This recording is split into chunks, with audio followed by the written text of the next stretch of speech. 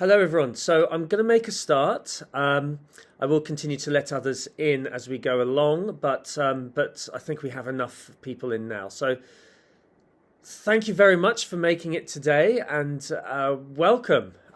Welcome to this webinar. I'm just going to quickly explain how this presentation is going to go, and then get straight into it. So I've created this presentation to let you know a little bit more about both the details of the service academies and their applications. So that's how we're going to start, and then I'm going to move on to the ROTCs, and then after that we'll go through some of the questions that you requested. So I'm going to answer some of those from the registration form, and then we're going to have a discussion with some people who have served in the military. So just a quick introduction of our guests. So our guests will be with us after the initial presentation, and then we'll go into a discussion mode after that. So if you're one of those guests, could you hold tight until the presentation finishes, and then we will we'll talk and allow others to hear the things that we have to share with them. Okay, so first of all, we have Patrick Gray, who is a West Point graduate. Has lived life as a student there and served. I will talk to him about life in the Service Academy, ask him some questions about West Point and commitment in general and obligations. He has a world of insight and experience that I hope that we can all learn from. And I know that he'll have some excellent advice for us. Also, we have Anthony Savage, and Anthony has served in the Navy. He came into the service after completing a degree and then had officer schools afterwards. So he's had a wealth of experience serving his country, and I hope that we can learn more about a life serving and the Navy itself from him. Both guests have been very patient for this session to happen and been very generous with their time and support. So on behalf of all of us, thank you very much for being here to help us understand more about this field.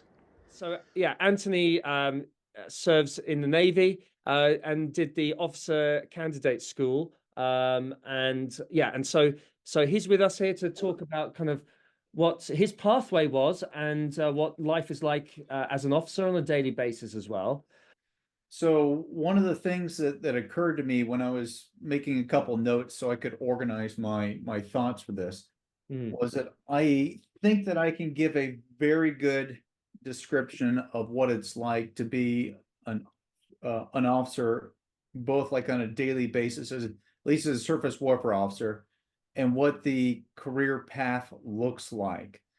I have not had a chance yet to review, since I made these notes, the current instruction for officer sessions with OCS. So what I'll do is I will explain what my pathway was, and then just state that there is a reference for this that is unclassified, that's readily available. This may be by the time our audience is looking at OCS, there may have been changes again. Because they revise these instructions with the programs change fairly regular basis, and they need a degree in order to enter OCS.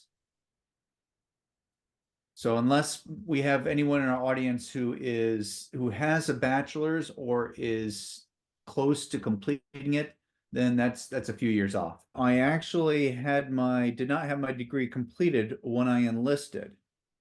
Okay. So I went into the enlisted ranks first, completed my degree as a sailor, and then I applied for officer candidate school and received a commission from officer candidate school. Considering I graduated from West Point 27 years ago, or Yeah, 26, sure. but yes, I'm happy to talk ROTC a little bit too. And my son just completed ROTC in the States as well. He just graduated into the Army, so I actually might be fresh. I think it's important to discuss the application process because it is different. And I watched part of the video, it is different, it's competitive, and it does start earlier than other normal colleges. I think life there is important because it is such a different college / it's not just a college experience, it's a military experience. And then you just answer some questions. But I think anybody who's considering a military academy needs to understand the application process the qualifications and then, what life is like there, because, you don't want to go there and then realize you didn't know what you were getting into. Okay.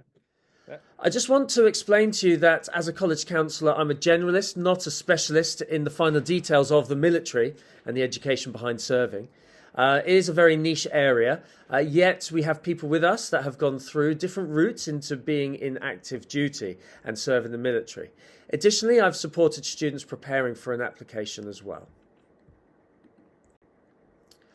So, attending one of the 5 service affiliated with the armed forces of the United States can be a great way to prepare to serve as a military officer while also getting into a high quality college for education with highly competitive acceptance rates and some special requirements for admission. Getting into the service academies isn't easy. The application process also starts earlier in high school, so it's really important that you research your options promptly and thoroughly before making a decision. However, if you're a good match for the particular and challenging environment that they foster, you may find that you thrive at one of these schools. The service academies affiliated with the US military exist to train young people to serve as commissioned officers in the various branches of the armed forces. They combine rigorous academic coursework with other training that prepares students for the physical and mental demands of military service and leadership. Upon graduation, students at the service academies receive bachelor's degrees and are also commissioned as military officers, with certain exceptions.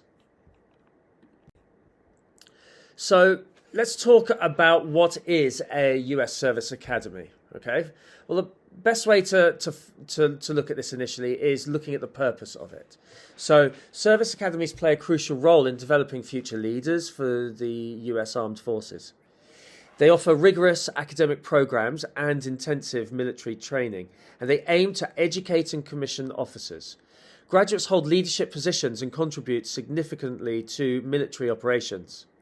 They also instill core values, things such as honour, duty, respect and integrity, which are central aspects to academy life, shaping future officers' character.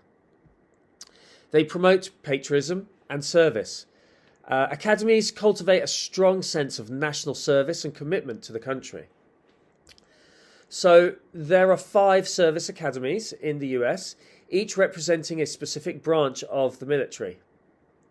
Each academy follows a 4-year program with a distinct curriculum and military training that's tailored to its respective branch. So what are the benefits? Well, full financial aid, tuition fees, housing and food are covered in exchange for the service commitment. We'll be talking about this more as we go. It offers a prestigious education, top-notch academics combined with leadership and military skills development. Also, a guaranteed career path. Upon graduation, you become a commissioned officer in your chosen branch.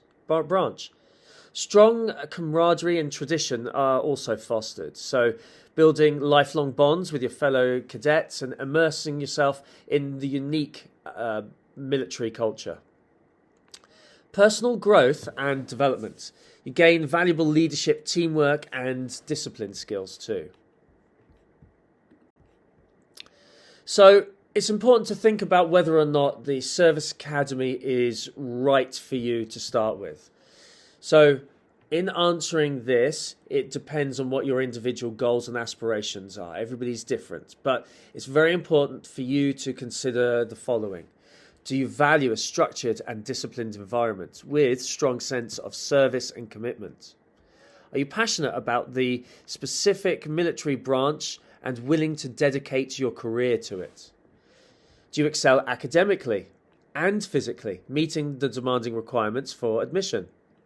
Are you comfortable with limited personal freedom and a focus on military training over extracurricular activities and all the other things that come alongside being at college as you graduate from ACS? If you answered yes to these questions, a service academy could be an excellent path for you. However, if you seek flexibility, academic exploration, or delayed military commitment, a ROTC might be better for you. and we will be exploring this today as well. Remember, thorough research, contacting Academy recruiters, and self-reflection are crucial for making an informed decision that aligns with your individual goals and your priorities.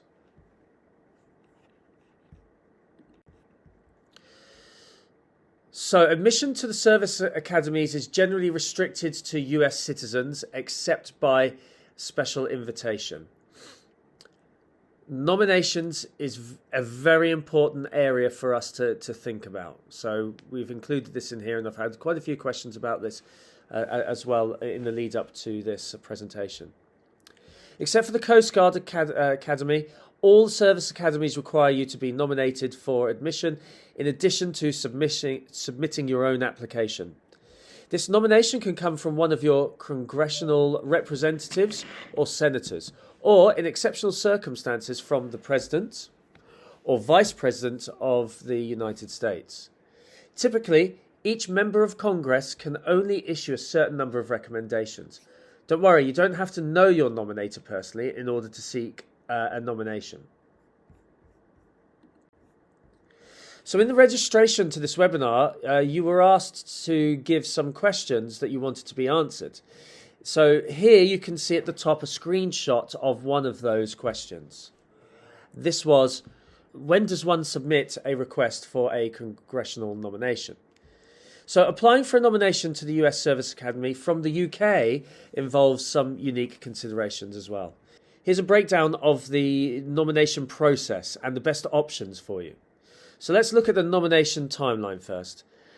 When the application opens, the application period typically opens on the 15th of May each year and closes in mid-October. However, researching and preparing early is essential, as securing a nomination takes time and effort. Let's talk about the nomination submittal. Aim to submit your nomination application well before the deadline to allow your nominator ample time to submit theirs. So nomination options from the UK for the US citizens that are applying from the UK. As a US citizen residing in the UK, you have various nominating options. The congressional nominations. Contact your senators and representatives through their UK offices or websites. They typically require strong connections to their states and may prioritise applicants from their constituencies. Vice presidential nominations. This option has limited availability and is highly competitive, requiring exceptional qualifications and demonstrated leadership potential. This is applied for online, as we saw in the previous presentation, so it might be an option for those residing here. Service-sponsored nominations. So each military service offers a limited number of nominations. Explore their websites and contact their UK representatives for eligibility and application details. The presidential nominations. This highly competitive option requires exceptional merit and achievement. So research eligibility criteria and submission process carefully. So your best nomination option depends on several factors. Your state of legal residence in the US, if you can demonstrate that. Prioritizing nominations from your senators and representatives first. It also depends on your qualifications and achievements. If you possess exceptional merit, consider service-sponsored or presidential nominations. Availability of nominations. Research each option's availability to you as well as the competitiveness as well to maximize your chances. So some additional tips: start early. Research options. Contact potential nominators and express your interest well before the application period opens. Highlight your unique qualifications and your tie to the US. Emphasize your US citizenship when you get in contact with them and you request whether or not you can get a nomination from them. Any connections to specific states or services and your reasons for pursuing a service academy education. Also, demonstrate your leadership potential. Showcase your achievements in extracurricular activities, community service or work experience, or all of them. Seek guidance from the US Service Academy liaison officers that are in the UK. They can provide valuable insights and support throughout the application process. Remember, securing a nomination is crucial for your application to be considered. Start early, research thoroughly, and present yourself as highly qualified and motivated candidates to increase your chances for success. Okay, so moving on to tuition and commitment. In most circumstances, tuition to the US Service Academies is covered by the branch of the military that they represent. Depending on the school, you may still have to cover certain other expenses, such as room and board or cost of an approved laptop or costs related to your uniforms, for example.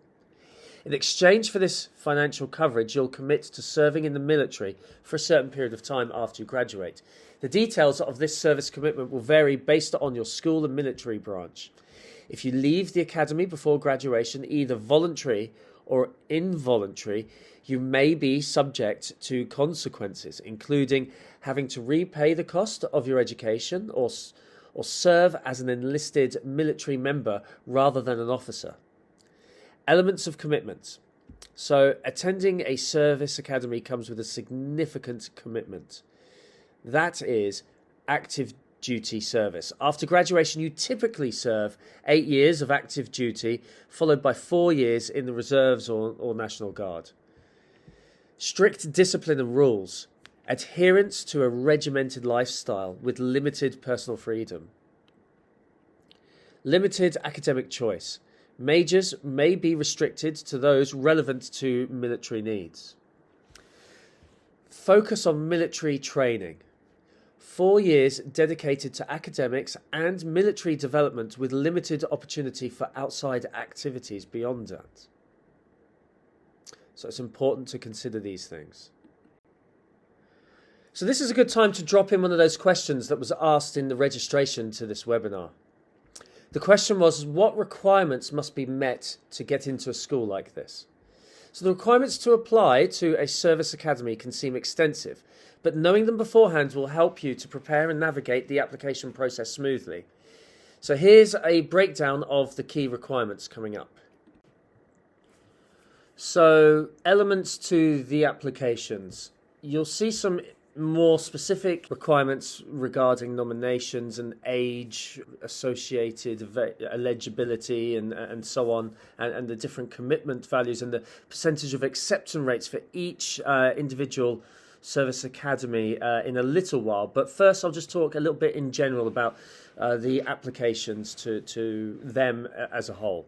So admission is generally restricted to US citizens except by special invitation.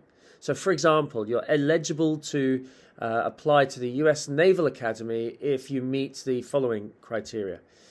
You are a US citizen by the 1st of July of the year of entry, at least 17 years of age, and must not have passed the maximum age on the 1st of July of that year of entry, as well as having a valid social security number. So the process, the application process itself is quite tough and includes other factors, such as physical fitness, and involves factors that don't usually come into play in civilian colleges, like that physical fitness element. Okay, applications should really start early, during the junior year of high school. So typically we have students applying to colleges in the senior year in grade 12, whereas service academies needs to start it in grade 11, towards the end of grade 11. Also, applicants need to have a strong GPA. So aim for a high GPA in rigorous coursework, and preferably as an unweighted GPA, being about 3.7 or above at least. Also, standardized test scores. Excellent scores on either the SAT or the ACT are crucial. Each academy has their own score ranges, and so you'll need to check each website and each academy accordingly. But aiming for the top percentiles is advisable in scores in those standardized test scores in the ACT or SAT. Do bear in mind that the SAT and as such is super scored, which means you can take the top score in one section and the top score from another sitting in another section. So this is what's known as super scoring, and we can learn more about that as we go along in grade 11 in college counselling sessions.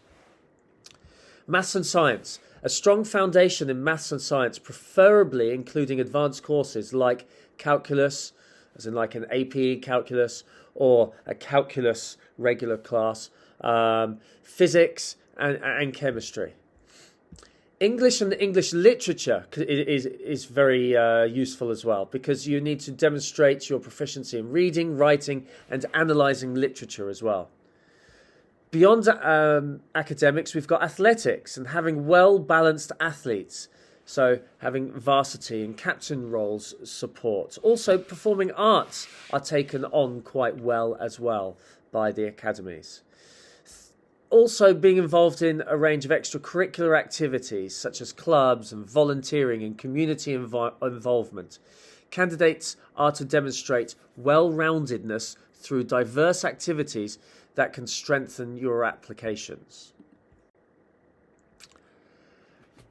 Continuing on, more elements to the applications includes strong leadership potential. As you saw with nominations, it's a factor that's considered with some of the nominations. So demonstrating involvement in leadership roles through extracurricular activities or through community service or work experience, or ideally all of them, if possible. Excellent character as well. So possessing qualities like integrity and honesty and responsibility as assessed through essays, recommendations and interviews. So there will be interviews, as you can see further down there as well, if you're moving along successfully.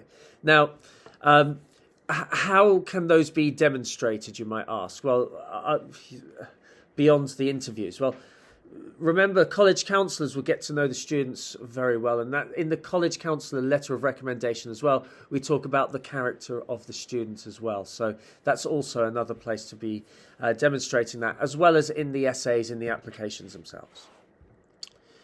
Nominations. Most academies require the nomination from a senator, representative, vice president or other designated officials, as we've already discussed. The candidates need to pass a complete medical exam to ensure physical fitness for military service, and a physical fitness test. So each academy has its own fitness test consisting of typically, for example, a 1 mile run and shuttle run and push-ups and sit-ups and other exercises. So for example, the Air Force has a basketball throw as well. Meeting or exceeding minimum standards is mandatory. It's called the CFA, which is the Candidate Fitness Assessment. The CFA is done via the US Embassy. Also, as part of the applications, you need letters of recommendation. That's the LOR there. And I recommend that you have as many of these as possible. So normally students will be asked going into their applications for having at least 2 academic references, whereas for these applications there are more references that are recommended. So one from an English teacher, one from a maths teacher, one from a science teacher, and an athletics director or PE teacher. And students, generally 60% of the successfully admitted applicants have been through a summer program with the academy. So all of them have, but the Merchant Marine Academy. About 60% in general get a place.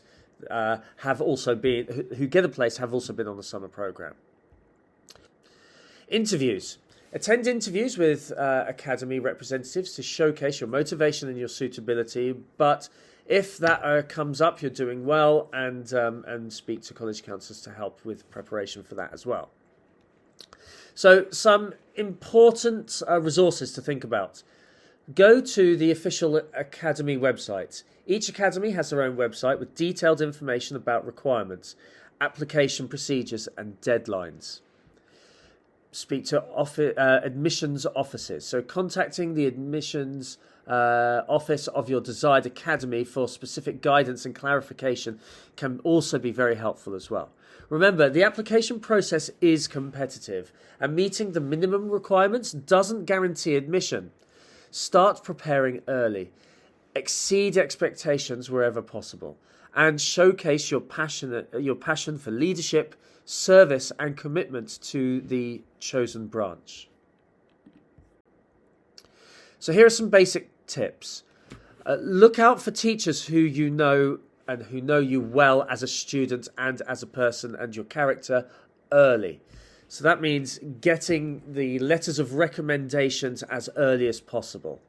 The first letters will go out early August for you guys applying through the academies. It's much later for the other grade 12 students applying. Be organised and know the process and start in grade 11. Tell your college counsellor early in grade 11 and formulate a plan with them and with your parents towards the end of grade 11. Build a resume as well. This is helpful. So now I'm just going to go through each of the academies and give you a little bit more information. Do feel free to screenshot this when the correct academy comes up so you can then reference it later on. Let's start with the US Air Force Academy, USAFA in Colorado Springs. 12.3% of applicants are accepted. Applicants must be between 17 and 23 years old and unmarried with no dependents and must show high academic performance as well as good character and physical fitness. Congressional nominations for USAFA applicants are subject to strict quotas, but additional slots are designated for the children of certain military personnel.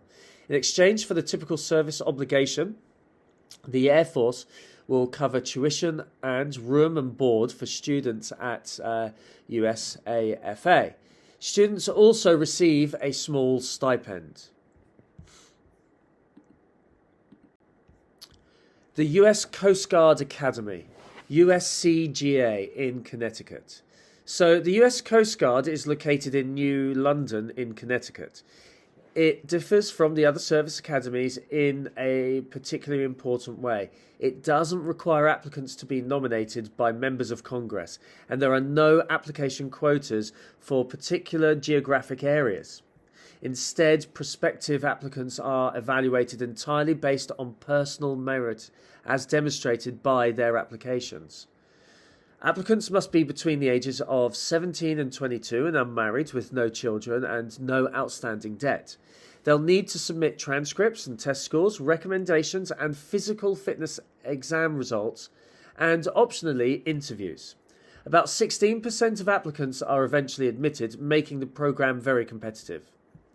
Tuition to USCGA is covered by the Coast Guard in exchange for 5 years of service or more in certain circumstances. Some scholarships are available to help students cover their own educational expenses. The United States Merchant Marine Academy, USMMA. Sometimes it's referred to simply as Kings Point. The Service Academy is located in Kings Point, New York, on the northernmost shore of Long Island. USMMA differs from the other service academies in that it isn't affiliated with a particular branch of the US military. So what happens after graduation may follow a different trajectory. The service obligation at this academy can take the form of active duty military service, usually in the Navy or the Coast Guard. Graduates can also elect to take up a wide range of other approved positions in the maritime world while maintaining a commission in a branch of the military reserves. About a third of USMMA graduates are commissioned as active duty officers in the US military. The rest serve in the reserves and generally take up jobs in the maritime industry or join the US Merchant Marine, an organisation which is usually concerned with commercial shipping or passenger travel, but can act as an auxiliary to the Navy during wartime. Admission to US MMA is very competitive, with about 15% of applicants accepted. Applicants must be between 17 and 25 years old and of good character. Strong grades and standardised test scores are required, in addition to a nomination, a physical fitness exam, medical clearance and security clearance. Most of the cost of attending US MMA is covered in exchange for your service commitment, and financial aid is available to help with the remaining cost. Now, the Army, US Military Academy, USMA, it's affiliated with the US Army, is located in West Point, New York, and is often referred to simply as West Point, or particularly in athletics as Army. It's the oldest of the service academies, having been initially created under the order from President Thomas Jefferson, and its historically significant campus is a tourist attraction as well as a highly respected educational institution. Applicants to USMA must be between the ages of 17 and 25 and unmarried, with no children for whom they're legally responsible for. Along with their nomination, they're evaluated based on grades and test scores, recommendations, interviews and physical fitness. Only 12.75 of applicants are accepted, so the standards are quite high. Tuition to USMA is fully covered by the US Army in exchange for a commitment to serve. The details of this service depend on what's available at the time and how well the student performs during their college years. Graduates usually serve in the Army, but may be able to go into other military branches. The US Naval, USNA, Annapolis, Maryland, USNA, the Service Academy affiliated with the Navy, is frequently referred to as Annapolis or just simply Navy. Even if you don't know much about the military, you might be familiar with this school due to its famous athletic rivalry with USMA. The annual Army-Navy college football game is popular and nationally televised. It's the most competitive of the service academies in terms of admissions, with only 9% of applicants receiving an acceptance. Applicants must be 17 to 23 years old, unmarried, with no children, and of good character. In addition to a competitive academic application and the usual nomination, the application incorporates standardised test scores, a medical exam, fitness assessment, additional references, and an official interview with a local blue and gold officer. As with the other service academies, the cost of attendance is covered by the military in exchange for a service commitment, typically in the Navy or the Marine Corps. So, students also receive regular pay from which these educational expenses are deducted. Okay, so moving on from the service academies, we've also got this category of ROTC. Okay, stands for Reserve Officers Training Corps. It's a program offered at many colleges and universities in the US that train students to become officers in the armed forces. So here's a breakdown of what ROTC is all about. Its purpose, first of all.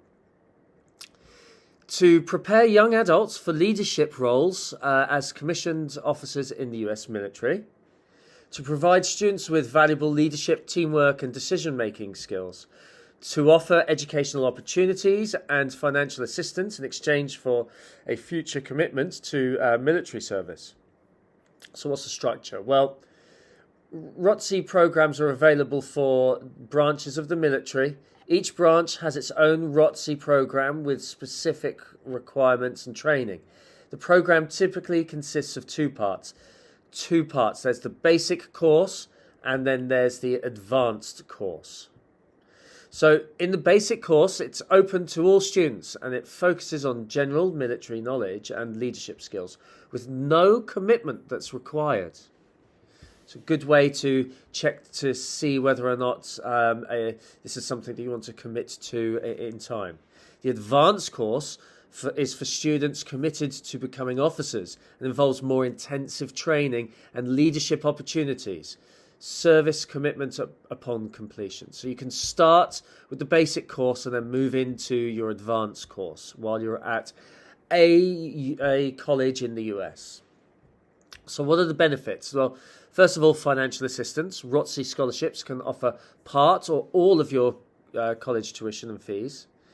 Leadership skills, development of valuable leadership and communication and teamwork skills through training and activities.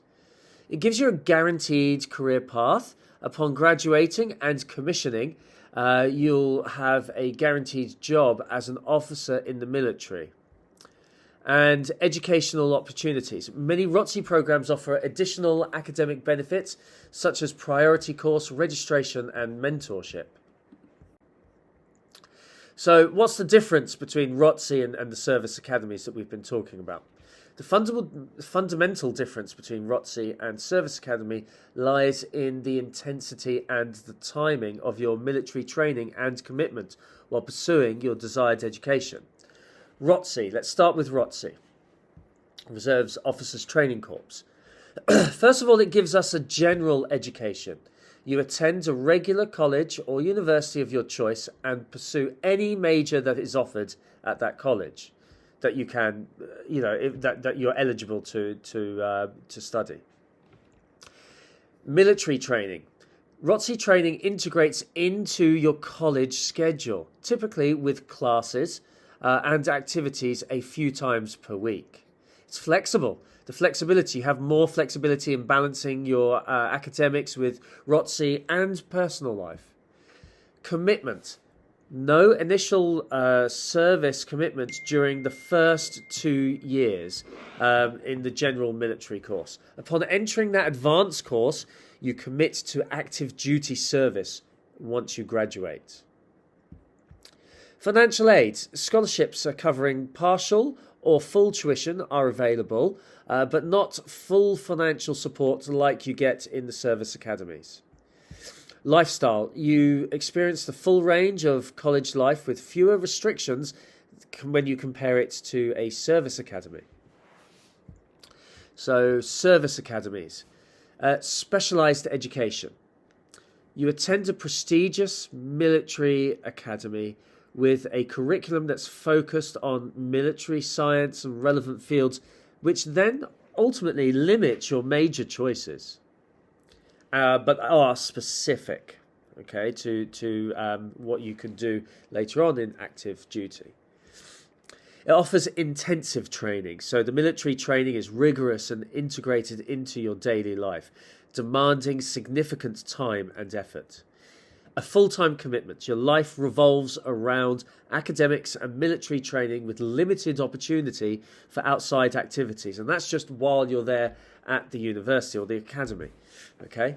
Not to mention the active service commitment that you have as well. But you've also got the immediate service commitment. So you commit to active duty service upon graduation and commissioning as an officer, typically 4 years after entering the academy. It has full financial aid though, so tuition fees, housing and food are all covered in exchange for your service commitment. So in terms of your lifestyle, you adapt to a structured and a regimented lifestyle with strict discipline and rules. Can't emphasize that enough. So let's talk about commitment before we go on to considering what you need to think about if when considering whether or not ROTC is right for you. The commitment. So the service commitment after completing the advanced course varies depending on the branch and the scholarship type. Typically ranges from several years to 8 years of active duty with that advanced course. And then that's followed by additional years in the services if applicable. Is ROTC right for you? Though that depends on your individual goals and interests. Consider whether or not you are interested in a career in military. If you value leadership and teamwork skills, if you think you would benefit from financial assistance for college, I think everybody would, with some of the tuition fees that you get in the States. But also, on the other side, you've really got to consider your priorities. Do you really value flexibility and academic choice? or a more intensive military experience and a guaranteed career path. Okay? Think about your lifestyle. Can you adapt to a strict and disciplined environment, or do you prefer a more independent college experience? Are you comfortable with the service commitment? So are you ready for an immediate service commitment after graduation, or would you prefer more time before active duty? All of these things are needed to be considered if you're deciding whether or not it's ROTC that's right for you, or if it's a service academy that's right for you. If you're interested in learning more, I recommend that you contact your local ROTC unit or visiting the official website of the branch that you're interested in. And as you can see down there, there are some helpful links down there.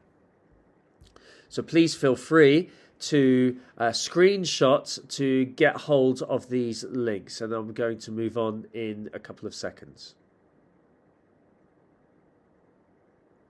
I'll make these slides available later as well. Okay, so here's a table that summarizes the points that we have gone through and will help you regarding whether or not to go for a service academy or a ROTC. So please feel free to screenshot this. While you're doing that, I want you to think about considering your priorities and your goals. So academic choice. Do you value flexibility in exploring different academic areas, or are you focused on military-related majors? Lifestyle. Can you adapt to a strict and disciplined environment, or prefer the freedom of college life with ROTC commitments? Commitment. Are you ready for an immediate 8-year active duty commitment upon graduation, which would be the service academy, or prefer a delayed commitment after college for a ROTC? Leadership development. Do you prioritize highly intensive military training, or prefer a balanced approach to a broader college experiences? Remember, there is no single right choice. Thoroughly research both options, contact recruiters, and weigh your individual preferences carefully before making a decision that aligns with your aspirations. So here are the questions that you wanted to ask during the registration process. We've answered 2 of them directly already. I'm just going to take a couple of minutes to finish these up before we talk to our guests. So here we have what are the Air Force ROTC service commitments and scholarship options. So Air Force ROTC is offered at over 1,100 colleges and universities across the country. It allows students to pursue their academic degree while participating in Air Force ROTC activities and leadership training. Service commitment depends on scholarship status. Non-scholarship candidates, no commitment during the first 2 years in the general military course. Sign a contract for active duty service at the start of your junior year when you go onto your professional officer course. You have got the AF ROTC scholarship recipients. It's a contract for active duty service after entering sophomore year. There are multiple Air Force ROTC scholarship options available, covering a variety of portions of tuition fees. Okay, I'll just highlight a few for you to help you start your research in those. So, High School Scholarship Program, the HSSP, full tuition and fees plus a book stipend. In-College Scholarship Program, ICSP, varies depending on the scholarship but can cover full or partial tuition fees. Minuteman Scholarship, full tuition and fees plus a monthly stipend. You've also got community-based scholarships offered by local civic organisations and vary in award amount. Typically, these will be US-based. If you are unsure, attending college as a non-scholarship cadet in the Air Force ROTC allows you to explore the program and make an informed decision about further commitments later. And our final question was, is calculus a required course for any of the military academies? So while calculus is not strictly required for all service academy applications, it is highly recommended and considered a strong asset. Here's a breakdown of the situation. Officially, none of the service academies list calculus as a specific requirement for admission. However, strong math skills are emphasised in all the applications. Why is calculus important? Well, it demonstrates strong maths ability. It showcases your aptitude for complex mathematics, and it's valued by all academies. It prepares you for academy academics. Many STEM-related courses at service academies incorporate calculus knowledge. It also strengthens your application. So having calculus on your transcripts can make your application stand out among competitive applicants. So what alternatives are there for an AP in calculus, for example? Well, we've got the regular class of calculus, which is similar, but a little bit more advanced or along than a pre-calculus course. So in general, it's advised to have, if you haven't got your calculus AP, then you can do a pre-calculus, whereas at ACS we have a calculus regular class. Although it's not as impressive as an AP calculus, for example, taking one of these shows a commitment to challenging maths courses. And also high maths scores, so scoring exceptionally well on standardised maths tests like SATs or ACT maths section can compensate for the absence of an AP calculus, for example. Okay. Additional considerations. So specific branch preferences. Some branches, like the Air Force Academy, emphasise STEM fields more than others. Calculus could be even more crucial for such branches. So certain majors with individual programs might require calculus as a prerequisite for a specific course later on once you are in the in your first year there. So do consider this. Ultimately, taking calculus is highly recommended for service academy applications. It demonstrates mathematical ability, prepares you for future coursework, and strengthens your application. If you haven't taken calculus, focus on excelling in other maths courses and achieving high standardized maths scores. And remember, contacting the admission office of your desired service academy for specific information about their expectations is always recommended. They can clarify their stance on calculus or any other aspect of the application and provide guidance on strengthening your application as well.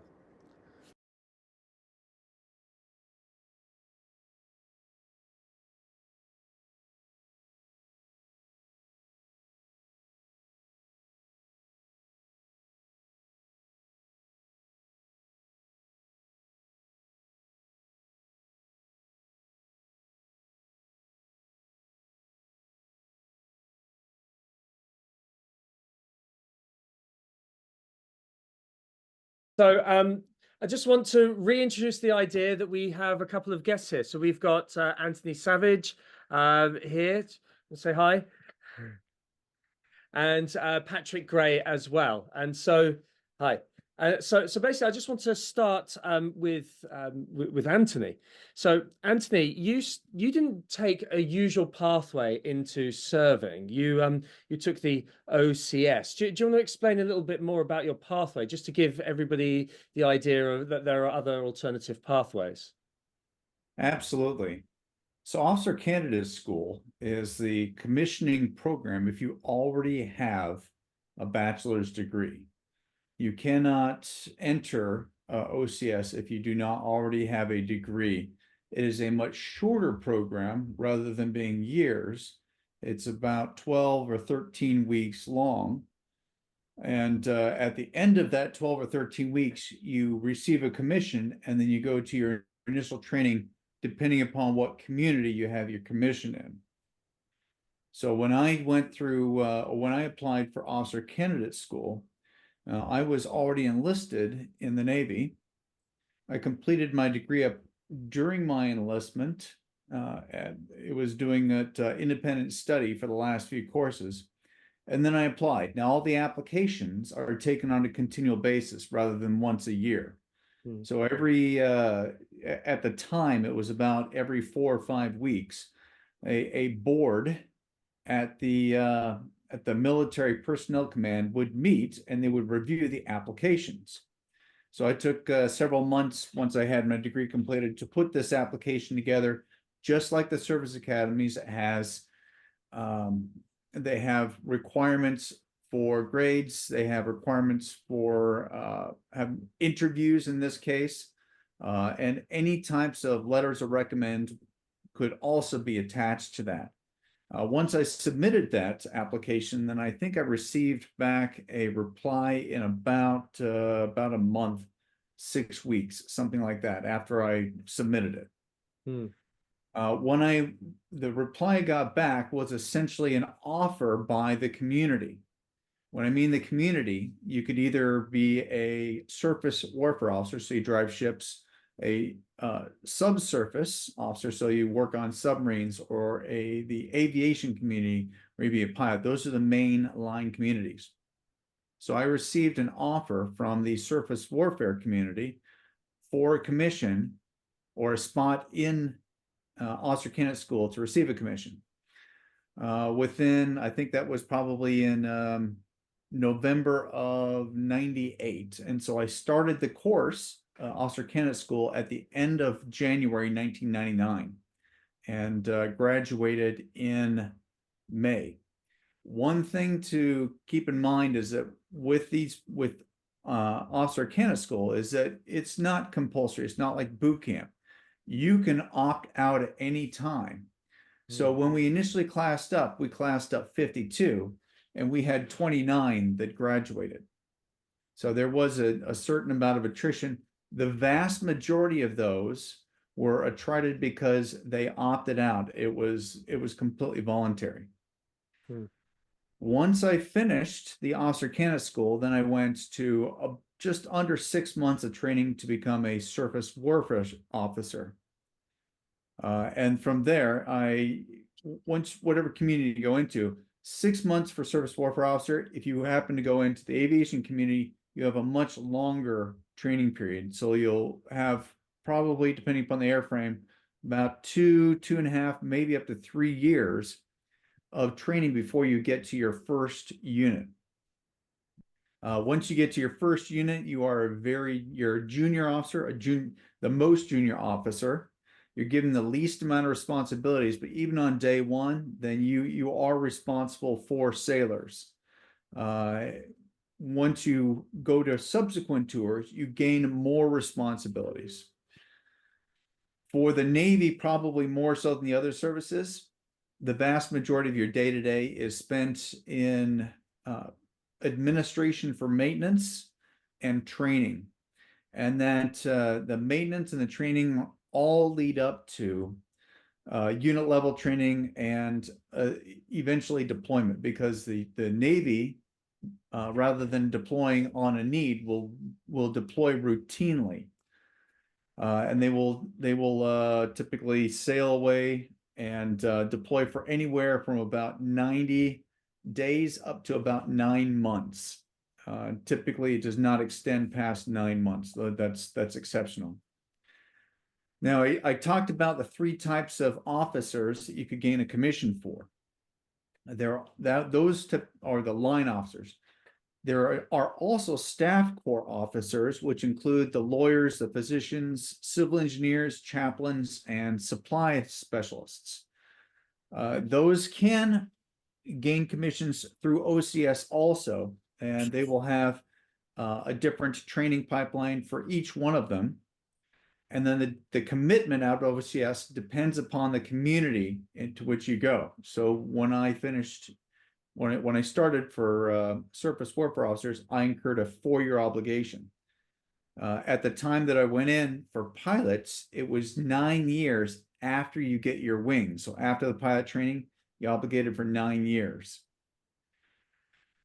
So once you've done the first couple of tours, typically to deployable units, you will rotate back to what's considered a shore duty, where you will not typically not deploy.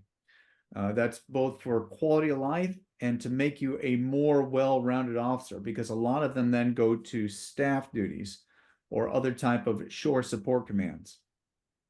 The type of job you have when you are in a junior officer position will be a one with myriad duties, and they will try to move you from one type of duty to another so that you can become more well-rounded, with the ultimate goal of taking command for a surface warfare officer ship, or for a submariner for taking command of a submarine, or for a pilot for taking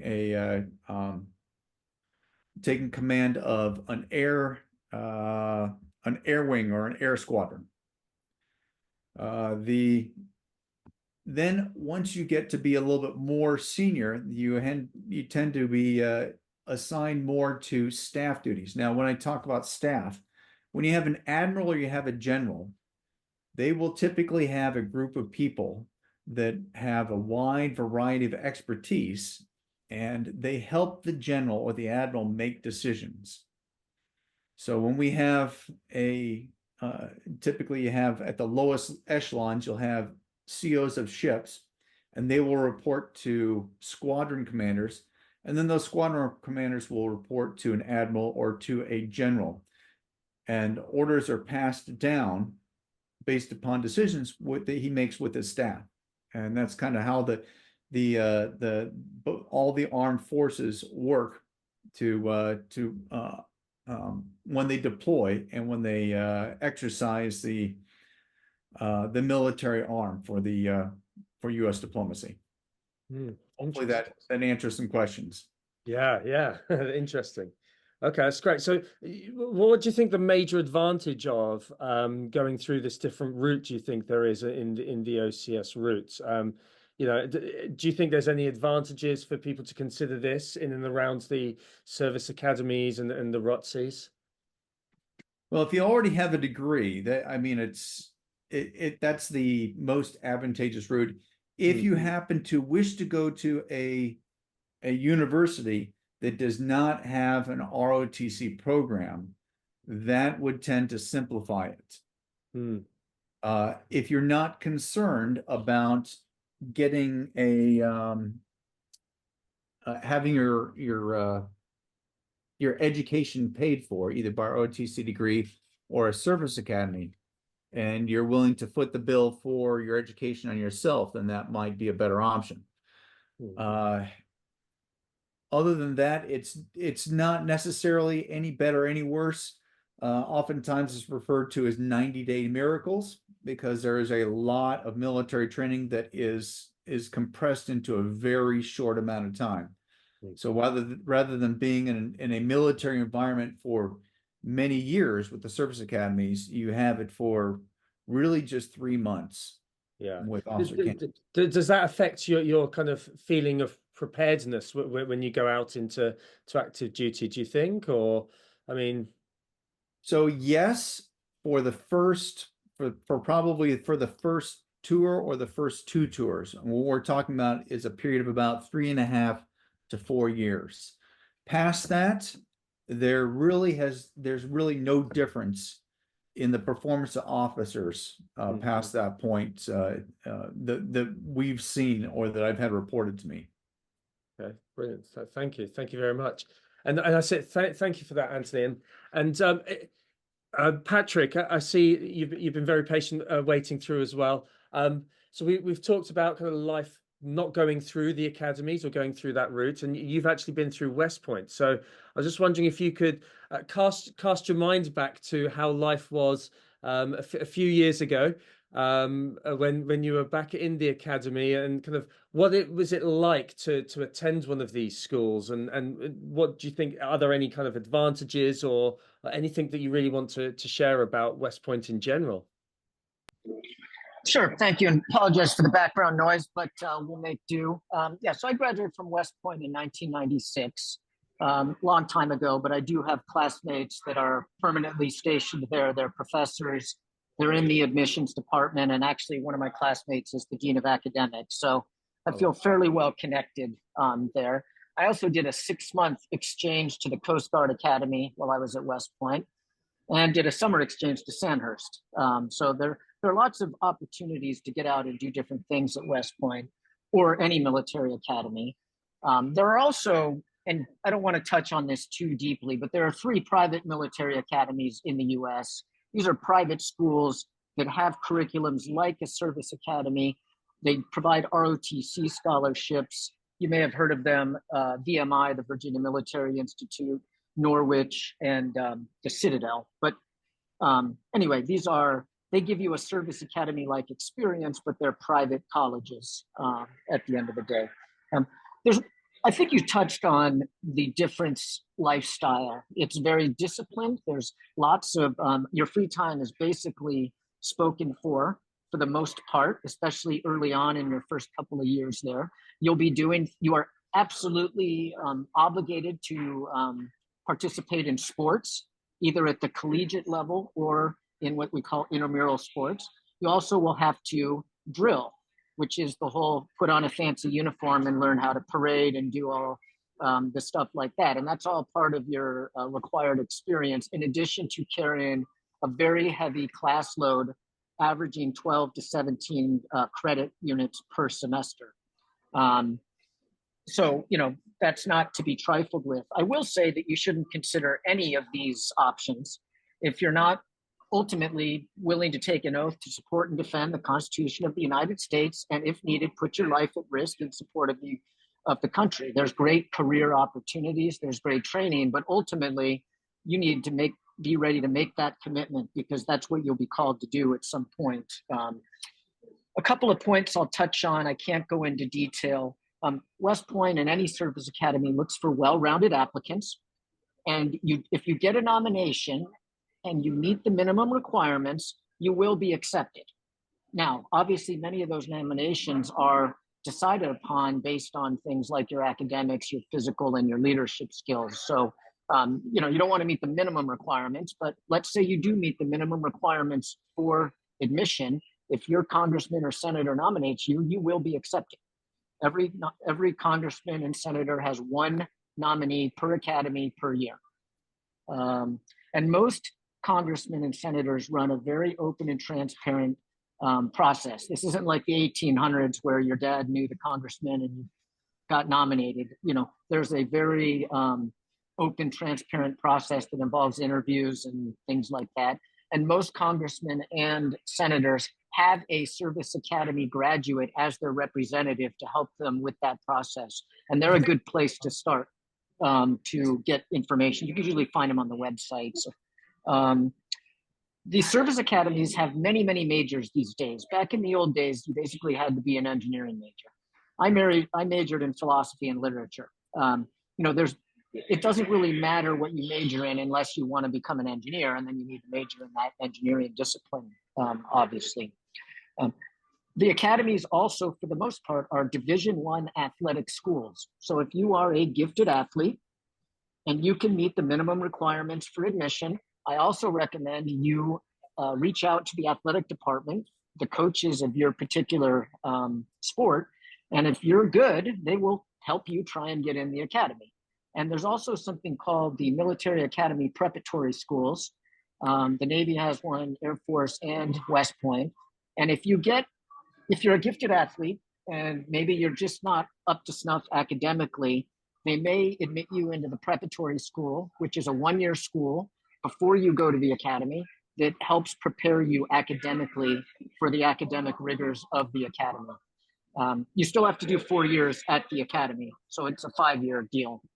And then your obligation after graduating from a military academy is 5 years, unless, as was indicated, you become a pilot or something. They will, but it's a 5-year active duty commitment, and then a 3-year what we call inactive reserve. You don't actually have to put a uniform on, do anything, but if we go to war or something, they'll probably call you up and ask you to come back and put the uniform back on. That's thank you for clarifying that, because I was reading 8 years and maybe that it was 8 years putting those together, and then with no reserves afterwards. Right. And then the last thing I'll mention that I didn't mention up front is my oldest son. He's 23. He just graduated from VCU, Virginia Commonwealth University, ROTC Army, and so he's a newly commissioned Army officer, just getting ready to go to training. So I do have some insight on probably maybe even more latest info on ROTC. But yeah, I mean, the academies are considered and frequently ranked as one of the top public colleges in the United States. In engineering wise, they're considered probably top 25 engineering schools. Obviously MIT and Georgia Tech, and those are very good, but you get a very good education, and it is covered 100%. You do receive a stipend. There may be a small upfront cost of, like you said, buying a laptop, but the educations are covered 100%. Yeah. Okay, brilliant. Thank you, and thank you for confirming some of the finer points there as well. I wasn't aware that you were in contact with the dean as well. Maybe we'll talk some more later on about that too, if possible. Huh? Yeah, it's a permanent position. It's a 1-star Army general position, and you're appointed for life. I guess it's like a Supreme Court. So it'll be for the dean as long as he, as long as he's able to physically carry it out. Yeah, great. Okay. So I'm just trying to think of any, in terms of advice. I mean, so that's the application and the layout of the land, as it were. I mean, do you have, I mean, I feel like you've touched on it a little bit about making sure that it's really important that you're fully committed to a life of serving, being called upon, and so on. But I mean, do you have any advice in general, like maybe advice for people looking to get nominations in the UK, and generally advice in joining a life of service as well? Yeah, I mean, first of all, they do really look at the whole person. And so in the US, if you're familiar with the Boy Scouts, if you get your Eagle Scout, it's very positively looked upon by the academies. I think over here, if you do the DOE program, it's like that. That does a number of things. It provides you with leadership training, outdoor training. To get the certification, it shows long-term commitment to a goal. So those can be very helpful in your application process. Volunteering, obviously sports. You don't have to be, a gifted athlete, but getting varsity letters and being captain of your teams are all things that are important. And then just the calculus thing. You don't have to have calculus to go, but I will tell you that you'll have to take calculus there, and every science course has calculus built into it. Chemistry, physics, economics. The minute you start taking those courses, which are required, they start using calculus-based math in those courses. So once again, you don't have to take it, but if you do get accepted and you haven't taken calculus, I'd recommend taking a summer course before you show up. At the academies, every student has to at least minor in engineering. So even though I was a philosophy and literature major, you have to select an engineering discipline to get a minor in. Could be computer science, civil, you name it, but you're not gonna graduate without a heavy science and engineering curriculum, even if you major in a liberal arts discipline. Lastly, I'll just say, some congressional districts are highly competitive. If you're trying to get in the Navy from Maryland, it's tough. I mean, that's where Annapolis is located. There's a whole bunch of admirals' kids that live there. However, if you show the willingness and the academic aptitude and the leadership aptitude, and you have a burning desire to go to a military academy, they will assist you and help you find a way to get in. I'm not saying you're going to go around and do something unethical, but oftentimes the congressman from South Dakota has a very small population, may not have 4 people to nominate to the academies every year. And that's a fact. And so there are nominations out there that the academy can kind of help you find. And then the summer leadership program I'll talk about quickly. A lot of kids that get selected and go through that, it's like 60% are accepted to the academy. And so the West Point summer leadership program applications for juniors just opened about 2 weeks ago. Go online if you're interested and register for that program. I don't know the same about Navy and Air Force. I imagine it's the same, but the juniors, the application portal just opened, I think, about 2.5 weeks ago. Okay, thank you. And are you both happy to take in potential questions that we may have from the participants in here? Yes. Yes. Okay, fantastic. So is there anybody that has any questions that they may want to ask Anthony or Patrick or myself? Anybody at all? I think I saw something in the chat. Just quickly, just kind of scan through.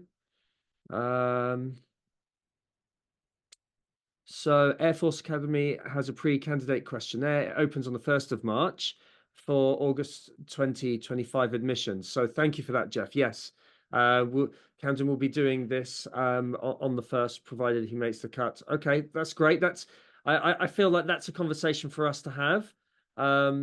Any other questions? You feel free to write them either in the chat or in the chat or in person.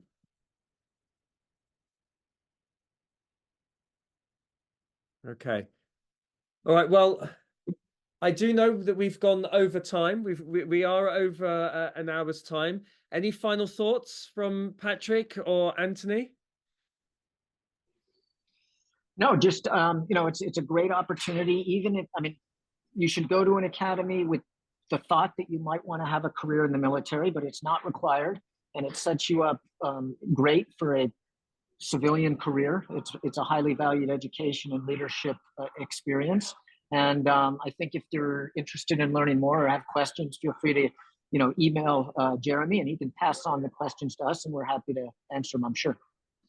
Yeah, that's true. Just on that point, yeah. So we were talking earlier on, Anthony and Patrick and myself. And so if there's anybody that does have questions, I'll just reiterate that you've all got my email. So send me an email and I'll field them and organize them and then get back to you with Patrick and Anthony's responses. Okay. And Anthony, have you got any final thoughts, sir? No, I'll just I concur with what Patrick said. The skills that you get within the service academies, I know are highly desirable. And then if you go through OCS and the people that have had that leave as junior officers are highly desirable to employers because of the leadership experience that you get within the service. Okay, excellent.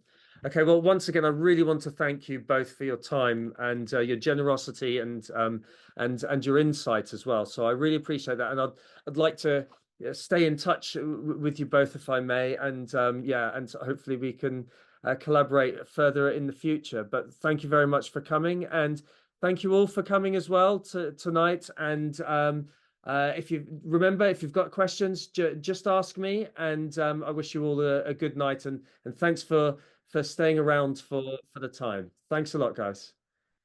Take care now, and good night. See you. Thank you.